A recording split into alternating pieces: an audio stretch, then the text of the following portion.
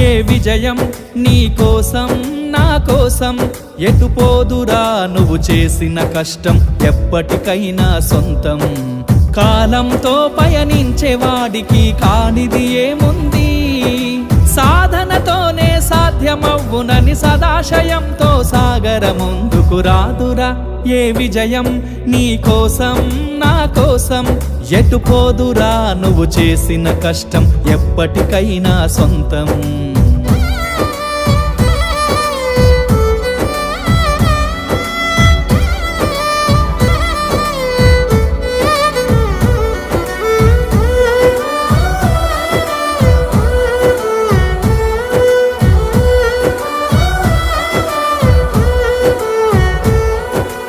ఆకాశంలో అలలాగా పోయే ఆ పక్షులనే చూడు